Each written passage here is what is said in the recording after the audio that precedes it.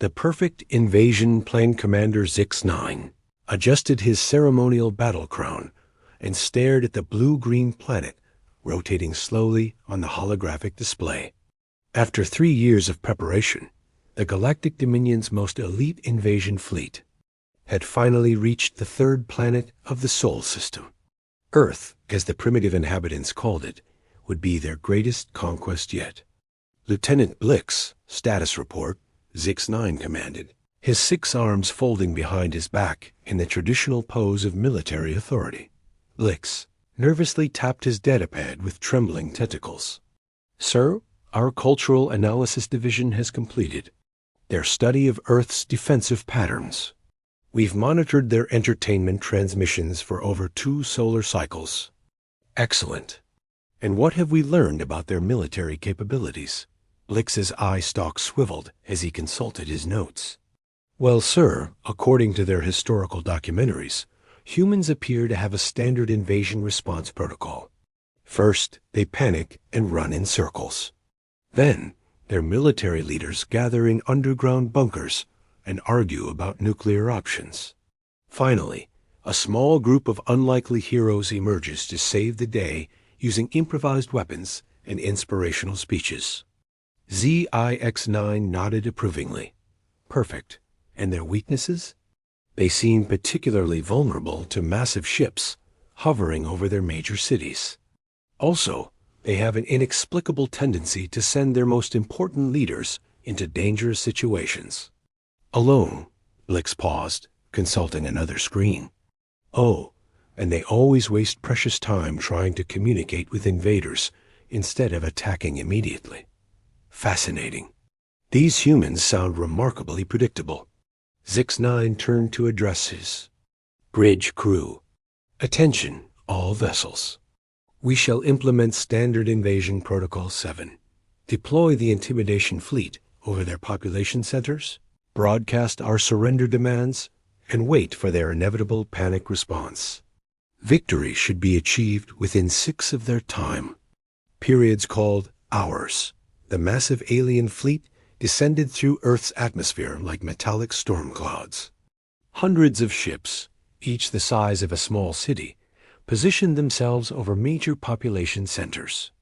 Their dark hulls gleamed with an otherworldly shimmer that made human eyes water just looking at them.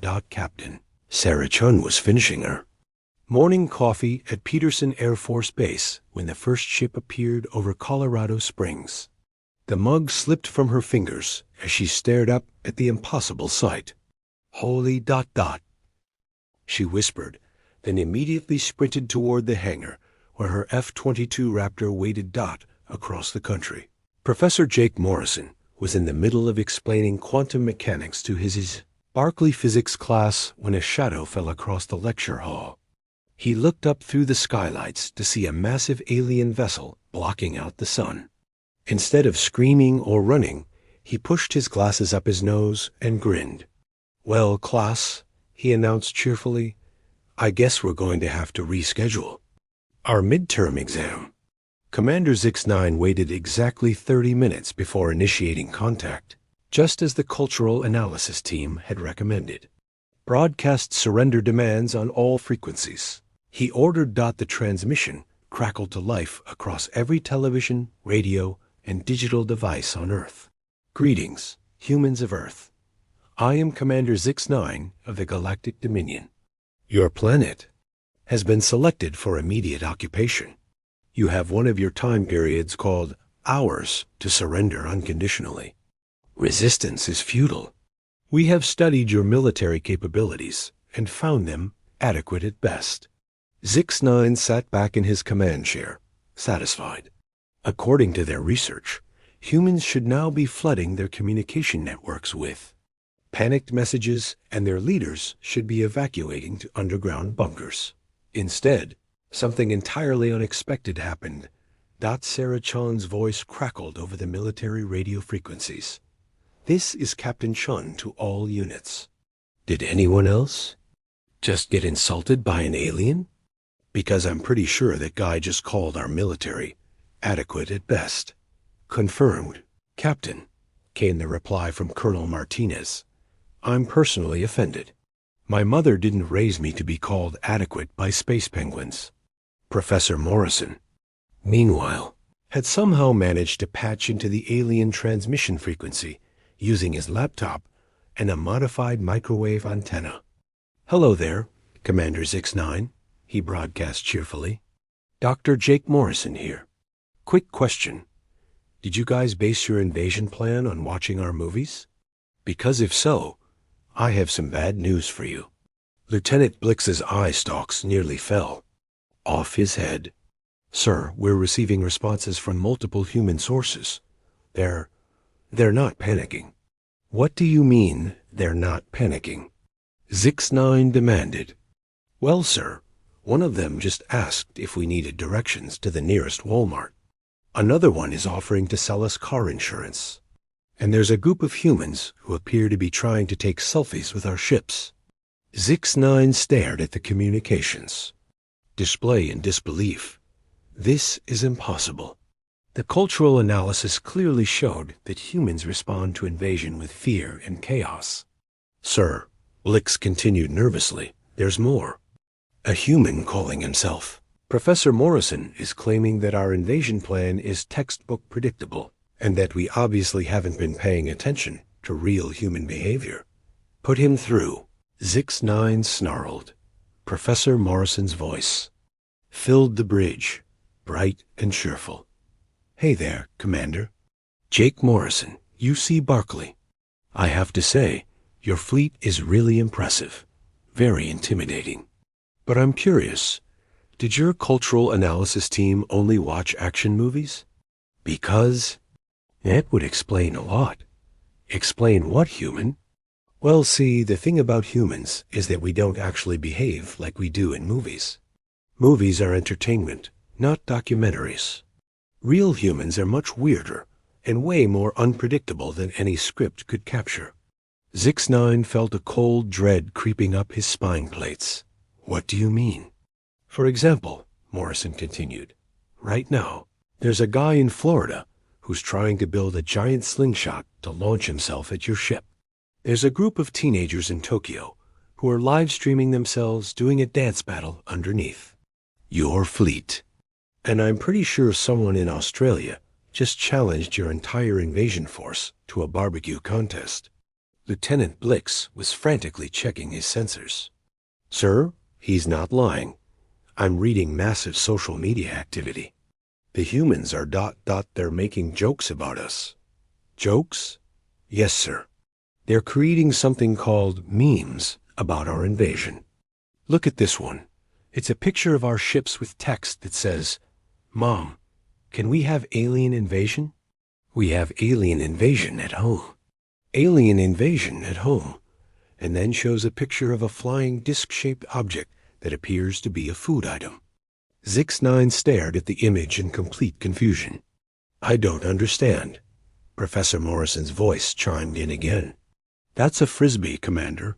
It's a recreational throwing disc. A joke is that your ships look like giant frisbees, and the humans. I'm making fun of you for it? Making fun of us? During an invasion? Oh, absolutely. Humans cope with stress through humor. The more terrifying the situation, the more jokes we make. It's like a defense mechanism, except instead of protecting U.S., it just makes everything more confusing for everyone involved." Sarah Chun's voice suddenly joined the conversation. "This is Captain Chun, U.S. Air Force. Commander Zix-9, I've got a question for you." "What is it, human pilot?" "How fast can those ships of yours go?" Zix-9 puffed up with pride. "Our vessels are capable of achieving 17 times the speed of light using our advanced quantum drives." "That's adorable," Sarah replied. "But I wasn't asking about space travel. I meant how fast can they go in atmosphere? Because I'm looking at them on my instruments, and they seem to be just hovering there, like really expensive paperweights." "Of course we're hovering," Zix-9 replied, confused. "We're implementing standard intimidation protocol. We hover menacingly over population centers to demonstrate our technological superiority. Right, but here's the thing, Sarah continued. While you're hovering there being menacing, I'm doing barrel rolls around your ships at Mach 2. You're advanced. Alien technology seems to have trouble with basic atmospheric maneuvering. Lieutenant Blix checked his scanners again. Sir, she's correct. The human aircraft is. It's flying circles around our ships. Literally. She's drawing patterns in the sky. Zix-9 watched in horror as Sarah's F-22 traced the words, "Hello, aliens," in vapor trails above his flagship. This is impossible. Our ships are the pinnacle of galactic engineering. Professor Morrison's voice returned, now clearly amused. See, Commander, this is what I was talking about. Your ships are designed for space travel, not atmospheric combat. They're probably incredibly efficient in vacuum, but down here in our thick atmosphere with all our weather and air currents, they handle like flying bricks. That's a very accurate assessment, Blix whispered to his commander. Furthermore, Morrison continued, your invasion plan assumes that humans are logical and predictable.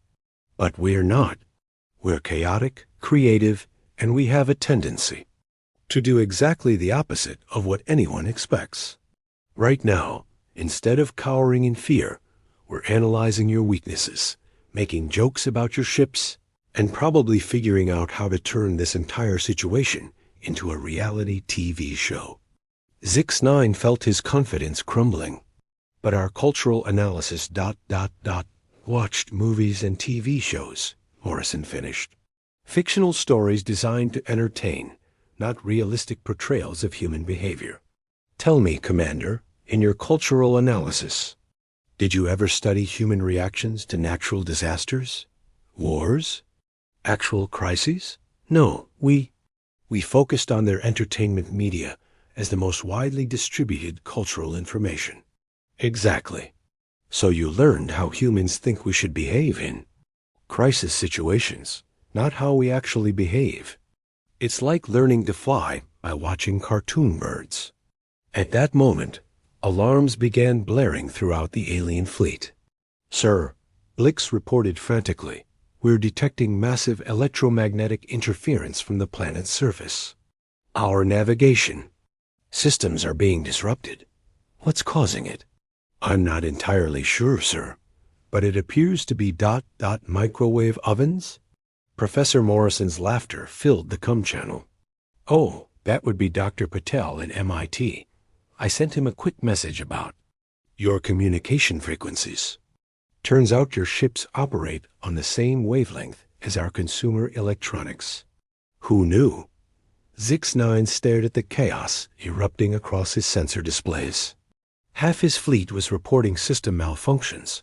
His cultural analysis had been completely wrong, and the humans were treating his invasion like some kind of elaborate joke. This is not how invasions are supposed to work, he muttered. That's because you're not invading a normal planet, Commander, Morrison replied cheerfully. You're invading Earth, home of the humans who once convinced themselves that a movie about sharks in a tornado was worth making. Twice, we're not normal, we're not predictable, and we're definitely not easy to conquer. As if to prove his point, Zix-9's sensors detected something that made his blood run cold. The humans weren't just resisting, they were learning. Fighter jets were adapting their flight patterns to exploit the aliens' atmospheric weaknesses. Ground-based installations were targeting the fleet's communication arrays with improvised weapons. And somehow, somewhere, a group of humans had managed to hack into the alien communication network and were broadcasting what appeared to be comedy. Routines directly to the invasion fleet. Commander Zix-9 looked around. His bridge at his thoroughly confused crew and realized that his perfect invasion plan had become a perfect disaster. And they were only 2 hours into what was supposed to be a simple conquest. Lieutenant Blix, he said quietly, perhaps we should reconsider our approach. Sir, contact the Cultural Analysis Division. Tell them to start studying human behavior. Patterns immediately. Real ones, not the fictional ones. And our invasion timeline, sir? Zix-9 watched as another human fighter jet spelled out nice ships, space nerds in contrails above his fleet. I think we're going to need a much, much longer timeline. Asterisk, when humans fight back with him 3 days after the worst invasion in Galactic history began. Commander Zix-9 sat in his command chair looking like he'd aged several solar cycles. His once pristine uniform was wrinkled. His ceremonial battle crown sat askew on his head, and his 6 arms were wrapped around what humans called a stress ball, a gift from Professor Morrison, that had somehow made its way onto his ship. Status. Report, he said wearily. Lieutenant Blix approached with his usual nervous energy, amplified by 3 days of unprecedented chaos. Sir, the situation has evolved. Evolved how? Well, sir, the humans have officially declared this event the Great Space Comedy Show of 2024. They're selling merchandise. Zix-9 stared at his subordinate. Merchandise? T-shirts, sir? Coffee mugs. Something called bobblehead dolls that apparently look like you. The catchphrase is adequate at best, and they're donating the proceeds to their space exploration programs.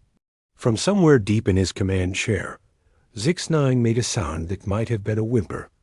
General Patricia Williams sat in the Pentagon Situation Room, surrounded by screens showing the alien fleet's positions and what appeared to be a live feed of social media reactions to the invasion.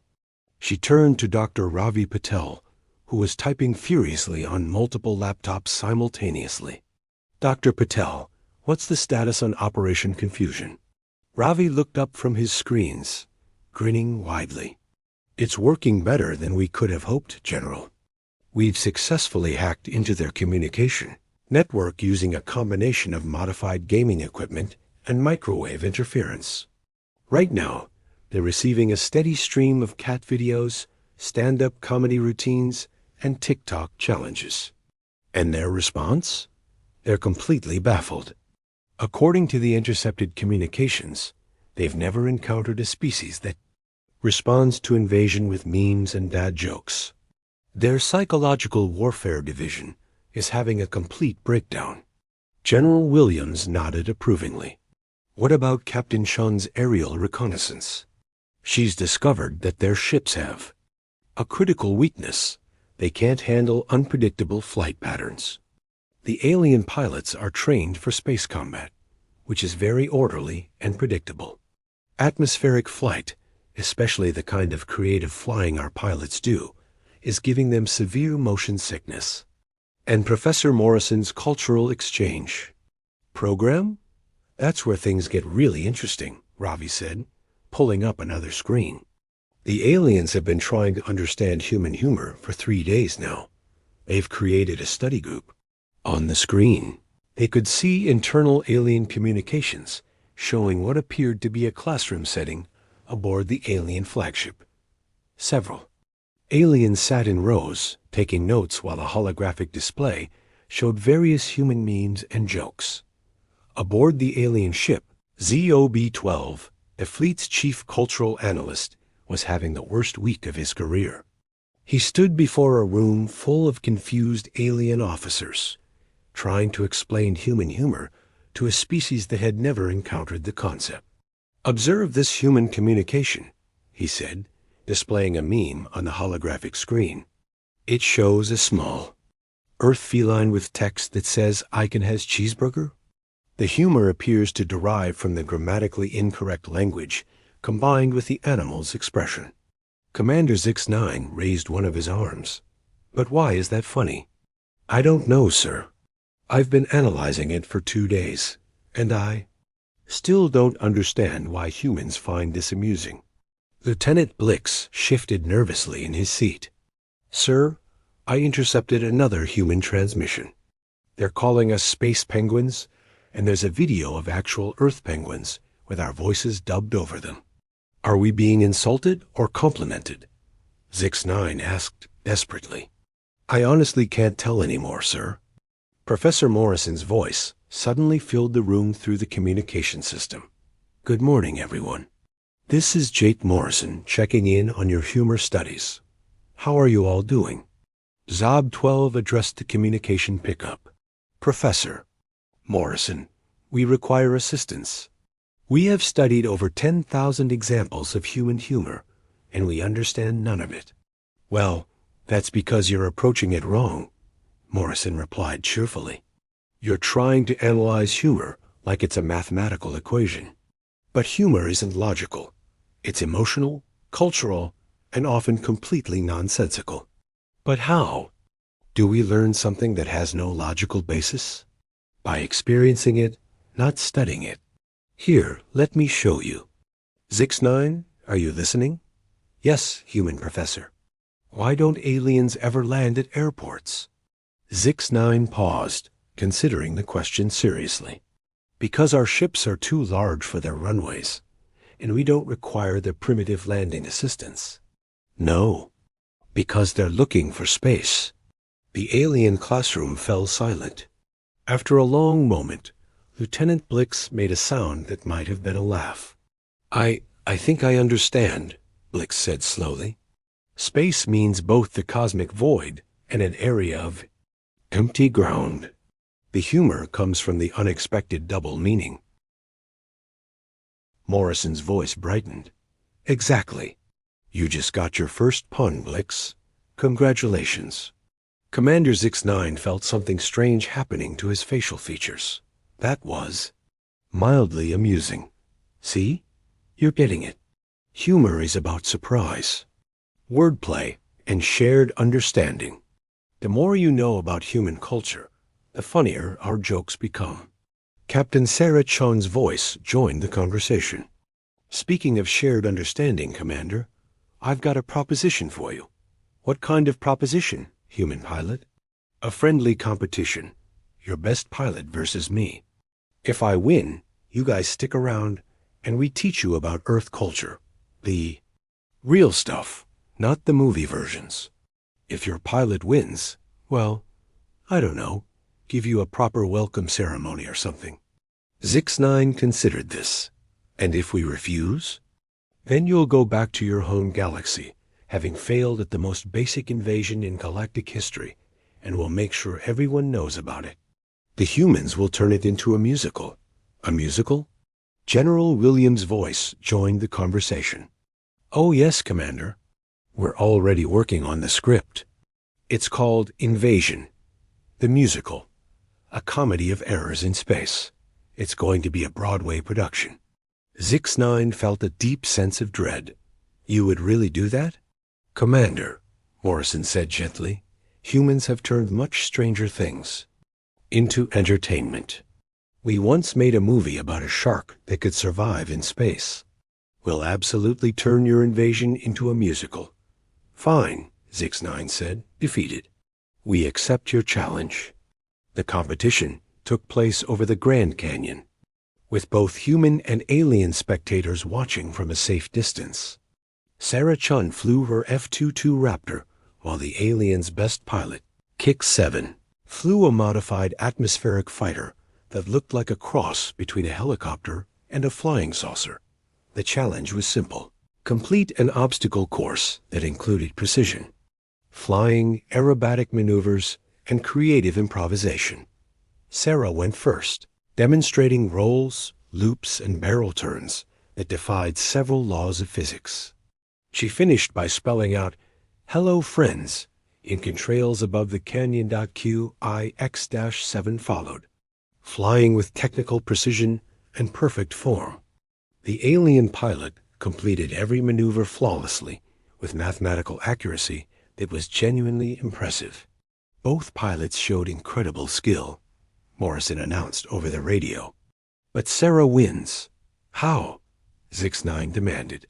Kick-7's performance was technically superior, because Sarah's flight was creative and expressive. She didn't just complete the course. She added her own personality to it. Kick-7 flew perfectly, but without any individual flair. It was like watching a computer program versus watching an artist.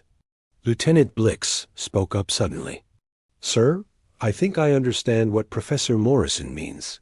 Sarah's flight was ... funny. Funny. How?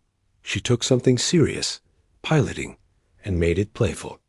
Like the humor we've been studying. It's about finding joy in unexpected places. Commander Zix-9 felt another strange sensation in his facial features. That single quote's S ...